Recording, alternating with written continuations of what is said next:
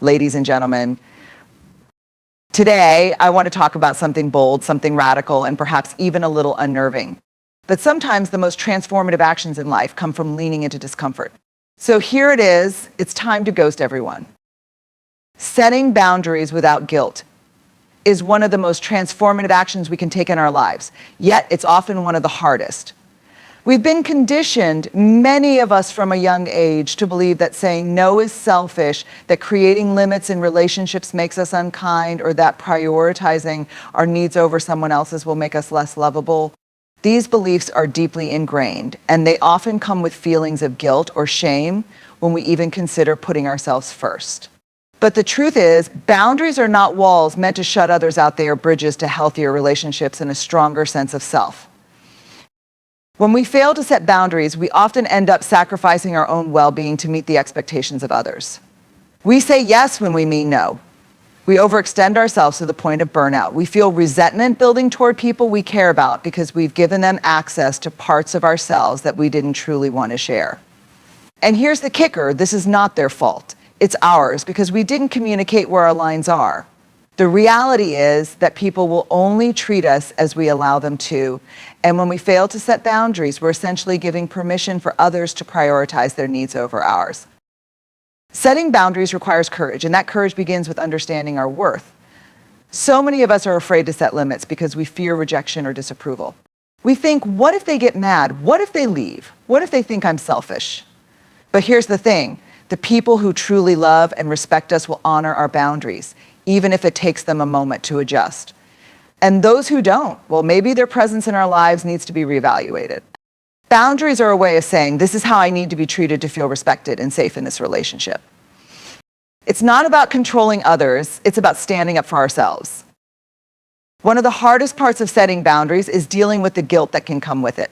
Guilt is that nagging voice in the back of your mind that says, you're being mean or you're letting someone down. But guilt isn't a reliable indicator of wrongdoing. It's often just a byproduct of stepping out of our comfort zones. When we've spent a lifetime prioritizing others over ourselves, the act of choosing ourselves can feel foreign, even wrong. But it's not wrong. It's necessary. We cannot show up fully for the people we love if we are constantly drained, depleted, and resentful. The act of setting boundaries also challenges us to rethink what it means to be kind and generous. True kindness is not about martyring ourselves for the sake of others. It's about showing up with authenticity and a full heart, which we can only do when we've taken care of ourselves first. Think about it when we say yes out of obligation or fear, rather than genuine willingness, the energy we bring to that interaction is diminished. We're not fully present, and that serves no one, not us, and not the person we're trying to please. Boundaries, when communicated with clarity and compassion, can actually deepen our relationships. They create a space for honesty and mutual respect, which are the foundations of any healthy connection. When we set a boundary, we're giving others the opportunity to understand us better, to know what we need in order to feel valued and supported. It's an act of vulnerability to say, this is where I draw the line, but vulnerability is the birthplace of connection. It's also important to remember that boundaries look different for everyone. What works for one person might not work for another, and that's okay. The key is to get clear on what you need and to communicate it in a way that feels true to you. Maybe it's saying no to an invitation when you're feeling overwhelmed. Maybe it's telling a friend that you need more space or time to yourself. Maybe it's stepping away from a toxic relationship altogether. Whatever it is, know that your needs are valid and you are not responsible for how others react to your boundaries. Their feelings are theirs to manage. Your responsibility is to honor yourself. This process isn't easy, and it doesn't happen overnight. It's a practice, one that requires self-awareness, patience, and persistence. You'll likely stumble along the way. You might say yes when you mean no, or you might set a boundary and then second-guess yourself. That's okay. What matters is that you keep coming back to yourself, reminding yourself that you are worthy of the same love, respect, and care that you so willingly give to others. Letting go of toxic relationships is one of the most difficult yet liberating choices we can make in our lives. These relationships, whether they are with friends, family, or partners, often carry a heavy weight. They can make us feel stuck, depleted, or unworthy. Toxic relationships don't always begin that way, and that's part of what makes them so challenging to leave. We hold on to the good memories, the potential we once saw in the person, or the hope that things will change. But the truth is, clinging to something that harms your well-being ultimately prevents you from experiencing the fullness of joy and connection that you deserve. One of the first steps in letting go of a toxic relationship is recognizing that it's toxic in the first place. This can be harder than it seems because toxicity isn't always obvious. It can show up in subtle ways: a friend who always makes backhanded comments, a family member who constantly dismisses your feelings, or a partner who manipulates you into thinking their needs are always more important than yours. Over time, these small but consistent behaviors erode your sense of self and leave you questioning your worth. Recognizing these patterns requires deep self-awareness and an honest look at how the relationship makes you feel. Do you feel uplifted and valued, or do you feel drained and dismissed? Are you growing in this relationship, or are you shrinking to fit someone else's expectations? Once you've identified that a relationship is toxic, the next step is giving yourself permission to let it go. This is where many people struggle because society often tells us that we should hold on to relationships at all costs. We're taught that loyalty is a virtue and that ending a relationship means we failed. But this couldn't be further from the truth. Letting go of a toxic relationship isn't about giving up, it's about choosing yourself. It's about saying, I deserve to be in relationships that nourish me, not ones that drain me. It's an act of self-love, and there's nothing selfish about that. Letting go doesn't always mean a dramatic confrontation or cutting someone off entirely. Sometimes it's as simple as creating distance, setting boundaries, or deciding to invest less of your energy into the relationship. Other times it may require a more definitive break. The approach will depend on the nature of the relationship and what feels right for you. What's important is that you take steps to protect your peace and prioritize your well-being. This might feel uncomfortable at first, especially if the toxic person reacts negatively. They may accuse you of being unkind or selfish, but remember, their response is not a reflection of your worth. It's a reflection of their inability to respect your boundaries. One of the most challenging aspects of letting go of toxic relationships is the fear of loneliness. It's natural to worry that cutting ties with someone will leave you feeling isolated or without support. But it's important to remember that holding on to a toxic relationship often creates a deeper sense of loneliness than letting it go ever could.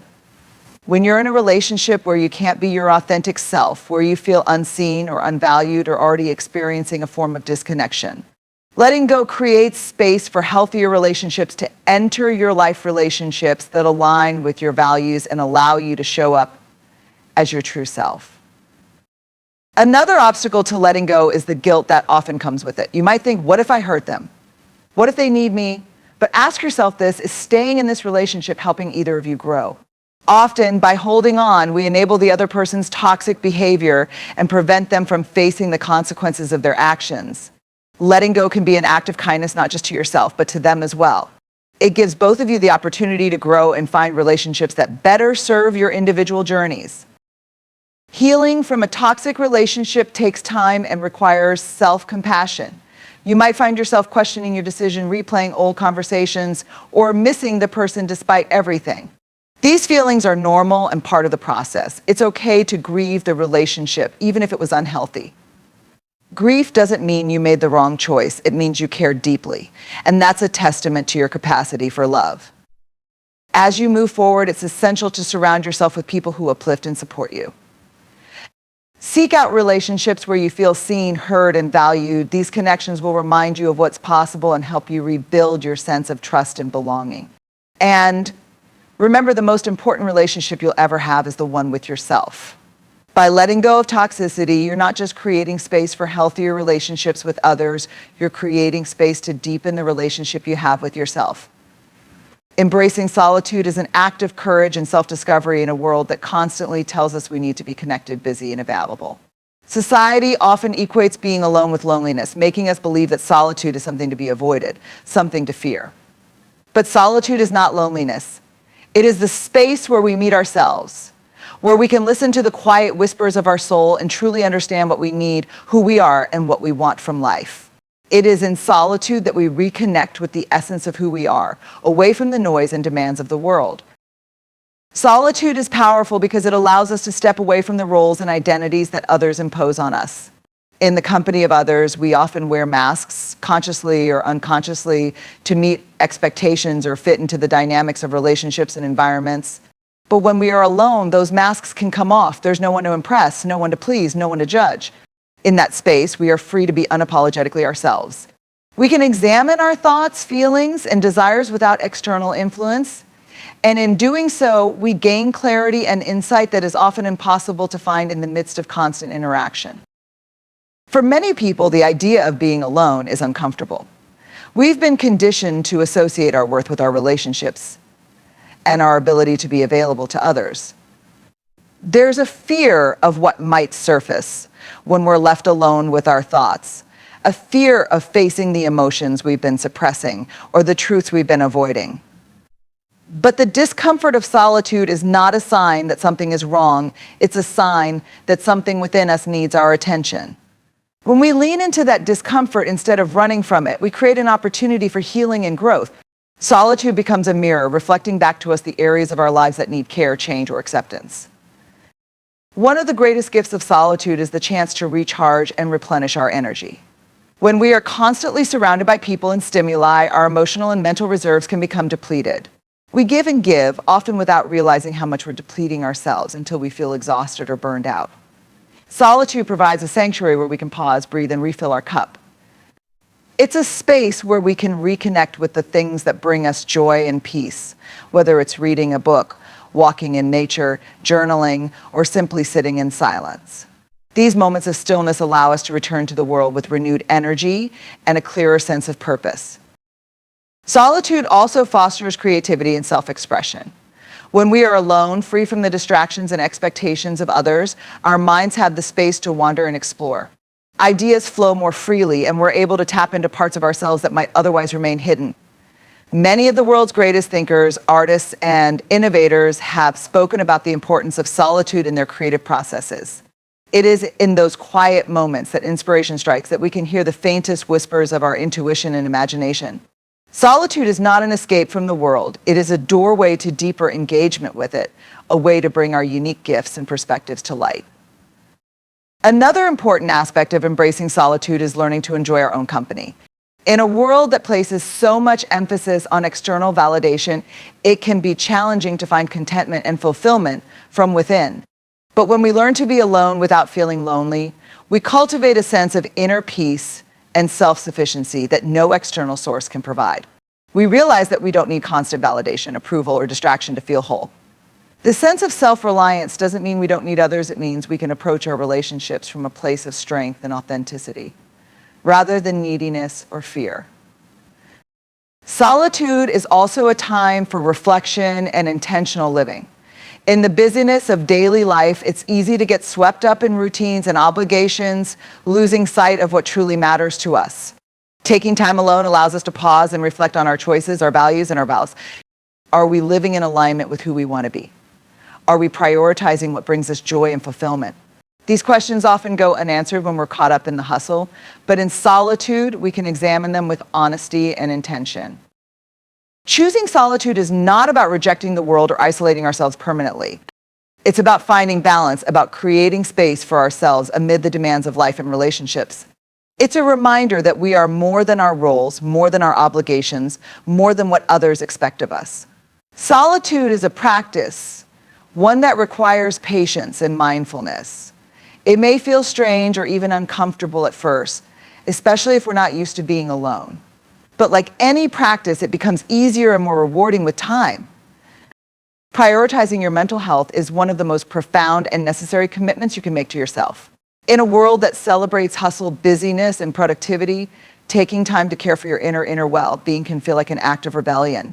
We are constantly bombarded with messages that equate our worth to our output, pushing us to go harder, work longer, and be available to everyone all the time. But the truth is, none of this matters if our mental health is suffering. You cannot pour from an empty cup. And when you neglect your mental health, everything else in your life, your relationships, your work, your dreams begins to unravel. Taking care of your mental health starts with acknowledging that it matters. For many, this is the first and most difficult step. There is often a stigma surrounding mental health, a belief that it is somehow less important than physical health, or that seeking help is a sign of weakness. But your mental health is just as vital as your physical health, if not more so. The mind and body are deeply interconnected. And when one suffers, the other inevitably follows. Recognizing the importance of mental health means giving yourself permission to prioritize it, to treat it as a non-negotiable part of your overall well-being. One of the biggest barriers to prioritizing mental health is the belief that we don't have time. We tell ourselves that there's too much to do, too many responsibilities, and not enough hours in the day. But the truth is, we make time for the things that matter. If we can carve out hours for work, errands, and social obligations, we can also carve out time for ourselves. Prioritizing mental health doesn't always require grand gestures or significant chunks of time. Sometimes it's as simple as taking a few deep breaths in the middle of a hectic day, going for a short walk to clear your mind, or spending 5 minutes journaling your thoughts. Small, consistent actions can have a profound impact over time. Another crucial aspect of prioritizing mental health is learning to set boundaries. This can be incredibly difficult, especially if you're used to putting others' needs ahead of your own. But saying yes to everything and everyone comes at a cost, and that cost is often your peace of mind. Boundaries are not about shutting people out or being unkind. They're about protecting your energy and ensuring that you have enough left for yourself. This might mean saying no to a social event when you're feeling drained, turning off your phone to have uninterrupted time, or delegating tasks that are overwhelming you. Setting boundaries is an act of self-respect and a way to communicate to others that your mental health is a priority. Self-awareness is another key component of mental health. It involves checking in with yourself regularly and being honest about how you're feeling. Are you stressed, anxious, or overwhelmed? Are you ignoring signs that your body and mind need rest? Self-awareness allows you to catch issues before they escalate and take proactive steps to address them. This might mean taking a mental health day from work, seeking support from a friend or therapist, or simply acknowledging that it's okay not to be okay. Ignoring your emotions or trying to push through them only leads to burnout. Allowing yourself to feel and process your emotions is an essential part of maintaining your mental health. Connection is also an important factor in mental health. While solitude and self-care are crucial, we are social creatures who thrive on meaningful connections. Prioritizing mental health doesn't mean isolating yourself. It means surrounding yourself with people who uplift and support you. It means reaching out when you're struggling and allowing others to be there for you. Vulnerability can be difficult, especially if you've been taught to keep your struggles to yourself, but sharing your experiences with trusted individuals can be incredibly healing. It reminds you that you're not alone and that there is strength in asking for help.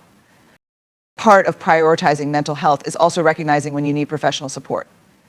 Therapy, counseling, or other mental health resources are not signs of failure. They are tools for growth and healing. Just as you would see a doctor for a physical ailment, seeking help for your mental health is a responsible and necessary step when you're struggling. There's no shame in it, only courage and self-awareness. Finally, prioritizing your mental health involves letting go of the need to be perfect. Perfectionism is a heavy burden that often leads to feelings of inadequacy and stress. When you strive for perfection, you set yourself up for failure because perfection is unattainable. Instead, focus on progress, not perfection. Celebrate small victories, give yourself grace when you make mistakes, and remember that you are enough just as you are. Letting go of the pressure to be perfect creates space for self-compassion and allows you to prioritize what truly matters, your peace, your happiness, and your overall well-being. Not everyone deserves access to you, and understanding this truth is a cornerstone of self-respect and personal growth. In a world where we're often encouraged to be open, available, and endlessly giving, the idea of limiting access can feel uncomfortable or even selfish. But there's a difference between being kind and being overly accessible. True kindness starts with being kind to yourself. And that means recognizing that your time, energy, and attention are precious resources. You wouldn't leave your door wide open for anyone to walk through. So why would you allow the same for your emotional and mental space? Protecting your energy isn't selfish, it's necessary for your well-being and your ability to show up fully in the relationships and spaces that truly matter. We live in an age of constant connection where everyone feels entitled to a piece of your time. Whether it's through social media, work obligations, or personal relationships, the demands for your attention can feel endless. But the reality is that you're not obligated to say yes to every request, respond to every message, or attend every event. The people who genuinely value and respect you will understand your need for boundaries, while those who don't will reveal themselves when you start setting limits. This isn't about creating conflict or alienating others. It's about honoring yourself enough to decide who gets to be part of your life and to what extent. One of the first steps in limiting access is assessing the relationships in your life. Not every relationship is meant to last forever, and not every connection is meant to be deep or significant. Some people enter your life to teach you lessons, others to support you, and some, unfortunately, bring negativity or drama. It's essential to take a step back and honestly evaluate the people around you. Do they bring joy, support, and encouragement, or do they drain your energy and leave you feeling depleted? Are they helping you grow, or are they holding you back? These are difficult questions, but answering them with honesty is crucial for your well-being. Limiting access doesn't mean cutting people off without explanation or abandoning relationships that have value. It means being intentional about how much energy you invest and where you draw the line. For example, if you have a friend who constantly brings negativity into your conversations, you don't have to completely cut ties. Instead, you can choose to engage with them on your terms in ways that protect your peace. This might mean reducing the frequency of your interactions or steering conversations toward neutral topics. The key is to ensure that the relationship doesn't overshadow your own mental and emotional health. It's also important to recognize that some people's access to you will naturally change over time. As you grow and evolve, your priorities, interests, and values may shift, and not everyone will align with the person you're becoming. This is a normal part of life, and it's okay to outgrow relationships. Letting go or redefining connections is not a sign of failure, it's a sign of growth. By allowing these natural shifts to happen, you create space for new relationships that align with your current self and bring value to your life. Setting boundaries is a vital part of controlling access.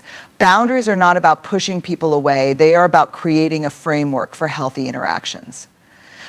This might mean setting limits on how much time you spend with certain individuals, deciding not to engage in specific types of conversations, or simply saying no when a request doesn't align with your priorities. Boundaries are a form of self-care, and they communicate to others that your time and energy are valuable. While some people may resist or challenge your boundaries, their reactions are not your responsibility. What matters is that you stand firm and you commit to yourself. Another aspect of limiting access is being selective about where you invest your time and energy. Just because someone reaches out doesn't mean you have to respond immediately or at all. You have the right to prioritize your own needs and focus on what truly matters to you. This might mean spending less time on social media, stepping back from relationships that feel one-sided, or choosing to invest more energy in people and activities that bring you joy and fulfillment. It's about recognizing that your energy is finite and being intentional about how you use it. Learning to limit access also requires overcoming the fear of disappointing others. Many of us are conditioned to prioritize others' feelings over our own, leading to a pattern of overcommitment and self-neglect. But the truth is, you can't please everyone, and trying to do so will only leave you feeling exhausted and unfulfilled. When you prioritize yourself, you may disappoint some people, but those who truly care about you will understand and respect your choices. By being clear about your limits and unapologetic about enforcing them, you set the tone for how others should treat you. Ultimately, limiting access is about reclaiming your power. It's about recognizing that not everyone deserves a front row seat in your life, and being intentional about who gets that privilege. Your time, energy, and presence are valuable, and it's up to you to decide how and where to share them. By protecting your energy and prioritizing your well-being, you create the space to focus on what truly matters and the freedom to live authentically on your terms. Choosing peace over drama is a conscious decision to prioritize your well-being above all else. In a world that often glamorizes conflict, competition, and the need to be right, this choice may feel counterintuitive or even challenging. Drama has a way of drawing us in, whether it's through personal relationships, workplace dynamics, or societal pressures. It thrives on reaction, fueling cycles of tension, misunderstanding, and emotional exhaustion. But peace, true, lasting peace, comes from stepping away from the chaos and grounding yourself in what truly matters. It's not about avoiding conflict at all costs, but about being intentional in how you engage with the world and the energy you allow into your life. The allure of drama often lies in its intensity. It can be compelling, even addictive, because it creates a sense of urgency and significance. Arguments, gossip, and power struggles can temporarily make us feel validated or important, but these feelings are fleeting and often leave us feeling worse in the long run. Choosing peace requires recognizing this pattern and stepping out of it. It means asking yourself whether engaging in a particular situation serves your higher good or simply feeds a cycle of negativity. Walking away doesn't mean you're weak or indifferent. It means you value your mental and emotional health enough to refuse to fixate in things that don't align with your sense of balance and harmony. One of the most empowering aspects of choosing peace is realizing that you have control over your reactions. You can't control what others do or say, but you can control how you respond. Drama often escalates because of reactive behavior, snap judgments, impulsive words, or defense. In the end, choosing yourself your peace, your boundaries, your growth is the ultimate act of courage and self-respect. It's about stepping away from what drains you, embracing what nurtures you, and walking unapologetically toward a life that aligns with your values and well-being. By prioritizing your mental health, protecting your energy, and embracing solitude, you create space for clarity, connection, and purpose. Not everyone deserves access to you, and not every battle is worth fighting. When you choose peace over drama, you reclaim your power and free yourself to live authentically with intention and grace. The path may not always be easy, but it is always worth it.